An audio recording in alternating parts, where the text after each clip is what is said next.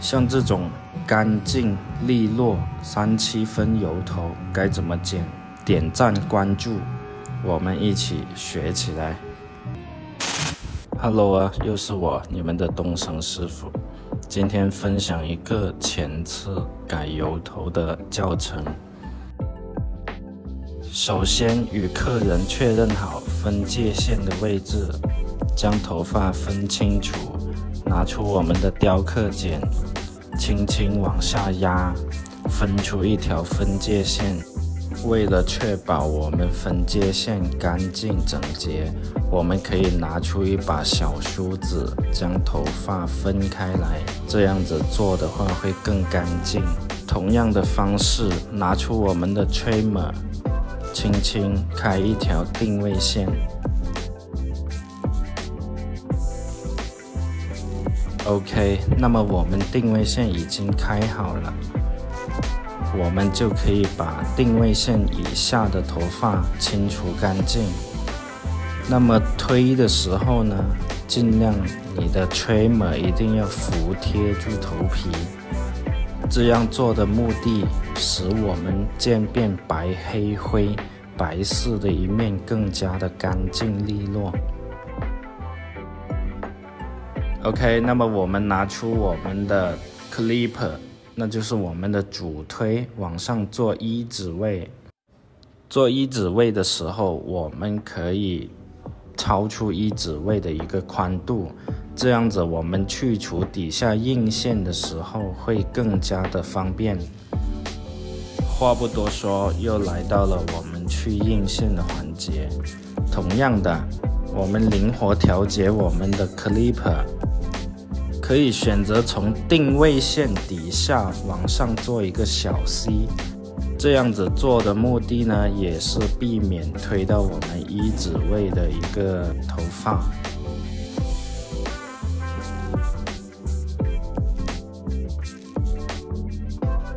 又到了我们3毫米的一个环节，3毫米全开或者选择半开的状态，往上推2指位，不断的推，看到灰色的面出来为止。凹的地方可以关掉，凸起来的地方可以全开。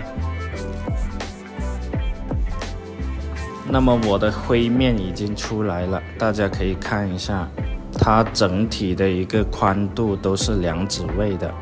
当我们推完2指位，那就是我们3毫米之后，你会发现我们的外轮廓会凸出来。这时候我可以选择用梳推把它推平整线，这样子方便我做 1.5 的部分。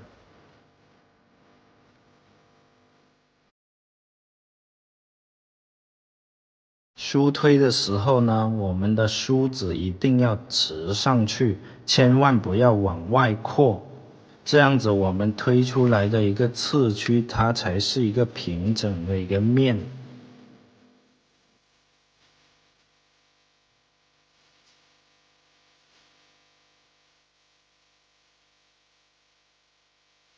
这时候大家可以帮我检查一下我的轮廓够不够圆润，如果够的话，那就对了。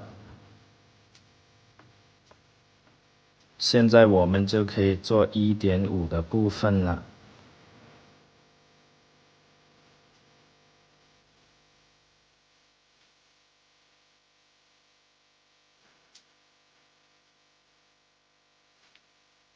这时候很多朋友就会问了，为什么 1.5 好像推不掉这层硬线的？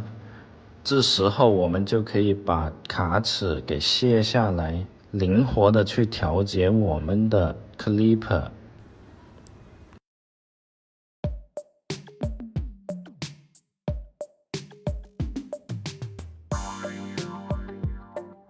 因为渐变就是这样，不是每一个人的头骨都很平整的，所以说我们在做渐变的时候，不能套用一个方法去做渐变，这样子做出来的渐变那不叫渐变，那叫犯贱。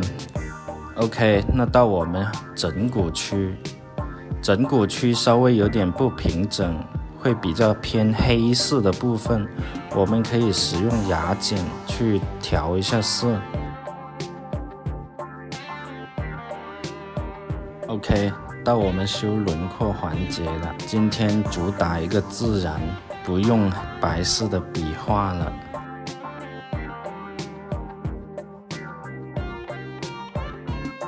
最后再使用我们刮刀，刮得更干净一些。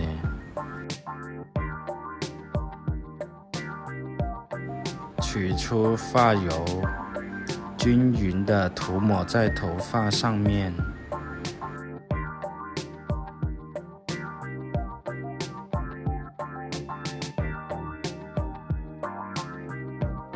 再使用宽齿的梳子，将我们头发梳得更加的干净利落。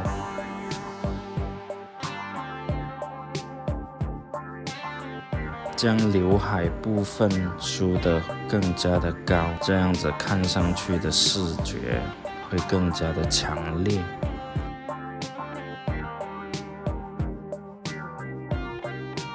今天我们的油头教程就结束了，我是你们的东升师傅。下一期大家想看什么发型，欢迎评论区留言。